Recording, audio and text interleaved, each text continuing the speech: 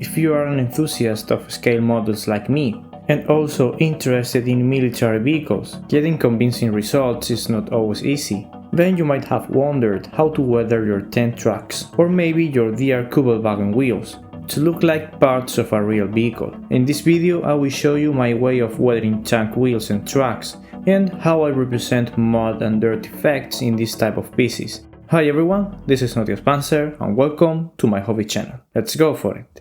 To show you how to weather properly this type of pieces, I will use this time the wheels and trucks of the Tamiya Panzer IV that I'm currently working on. So first, let's dive into wheels. In my mind, I give always two main rules. First, if you want to get good weathering results, you will need to apply enough mud.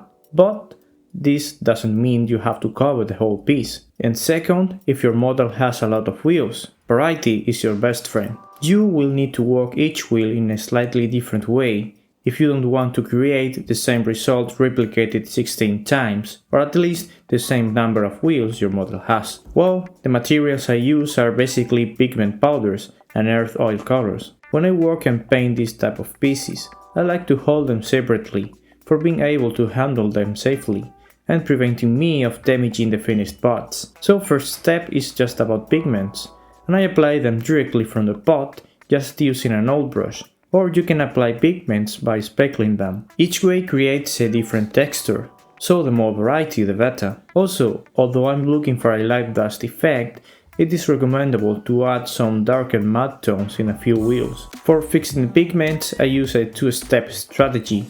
First, I take clean enamel thinner. Oils and enamel thinners don't have surface tension, what makes them to run smoothly around all the surface.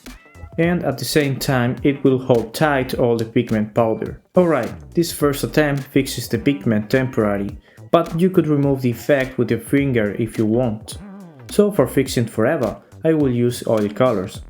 In this case, I created a light dust color mixing these two references, Rose Sienna and Naples Yellow Red. The resulting color mix is a very desaturated dust color, very effective for my purposes. Adding some more enamel thinner into a wash consistency will allow me to create a better dilution for fixing the pigments. This oil wash will work as a pigment fixer, but adding at the same time another type of dust effect to the wheels. Also, you can apply it directly for creating some dust effect in some of the less exposed wheels, such as the idler ones. Well, just after wetting a bit, this is the main result once the oil wash is dry. But the covering capability of the pigment is so big that it is inevitable to lose some basic definition.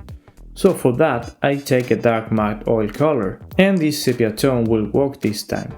So I apply it in a wash consistency using a detail brush. I correct the lack of definition by applying a selective pin wash in the main volumes of the steel part of the wheel. Just check how doing that, the main shape of the wheel changes completely. This is a process that I repeat in every single wheel. Applying this selective pin wash is an effortless step, but super important in my workflow. Also, depending on the result you are looking for, you can apply a heavier wash instead. Again, trying to get extra variety, I applied a heavier wash in some of the wheels. You can check the result just with the pigment applied and fixed, and a wheel which has been already outlined. Here you can see some of the finished wheels of the model.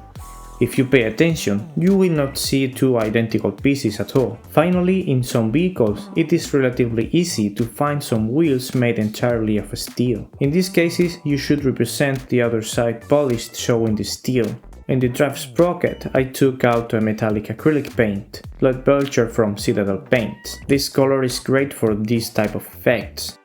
Taking some graphite, I polished the external side of the wheel. It is a simple effect, but super effective for this kind of matters. For trucks, I planned this Panzer IV to be weathered in a city environment. That means the model should not be extremely full of mud.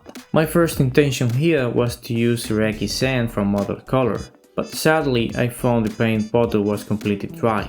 Thinking about other similar options to use, I took these two colors, used field drop and pale sand. That mixed together, both colors get a very similar tone to the iraqi sand. Something that I discovered when painting my T55 was that using a dark color as a base tone for the trucks I could create a pretty straightforward effect by applying some acrylic washes.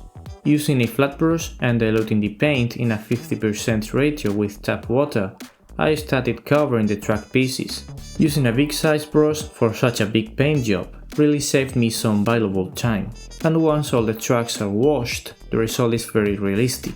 I thought it could be a good idea to use some custom light matte mixture for creating a solid foundation for the tracks. First I took some matte color enamels. I added also some earth color pigments, and why not, just a little bit of plaster. Finally I sprinkled some fine sand in the mix. And let's see what happens now. For applying that muddy mixture I went with two simple ways. First, and for the most areas, I speckle the mixture with an old brush. Applying the mud in this way creates an uneven coat with different type of textures, very accurate for our purposes.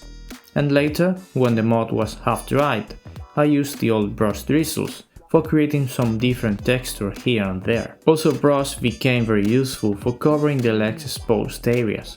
When completely dry, the result was slightly lighter because I used some plaster in the mix. Now, next step will be adding some matte color variation to these textured tracks. Using these three enamel products from AK, I made some heavy speckling all over the pieces. Once applied, they give to the track piece some cool looking earth shades. One thing that I dislike about plastic tracks is the lack of accuracy, especially in the joints between each link. I mean, when you use some metallic tracks, there is a gap between each link, which is visible when painted, a real physical space, just like the real thing. And this time I tried to balance these plastic tracks' lack of definition by using some selective oil wash. Taking this sepia color and a fine detail brush, I applied the oil wash in the joints of the links, just taking some patience and carefully completing the entire area. And I'm pretty happy with the result. I think in the end it increases the volume of the model. What do you think? Finally, in most cases, good tracks should have some nice polished steel effect, especially in the most exposed areas. With some graphite, I polished the external side of the links. It's curious how a simple technique can create such a high level of accuracy, because graphite creates a super realistic metallic look in the model. In the inner side of the tracks, I focused my efforts in polishing the area exposed to the road wheels, which should be very clean and polished due to the continuous rubbing. And here you have the final result, once all the steps and techniques have been applied to the tracks. Well, having completed that means that the running gear of the Panzer IV is almost completed.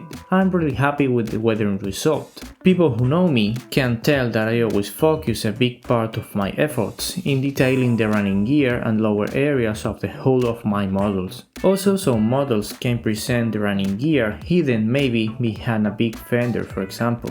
But in this case, when talking about Panzer III and IV, these parts are super visible, and the USA modeler should care about it. In the next episode, I will be working in the final weathering of the whole tank, applying the heavy dust effects in the hull and the last painting touches to the model. I hope you found this video useful or at least interesting. So, thanks for watching and I see you in the next one.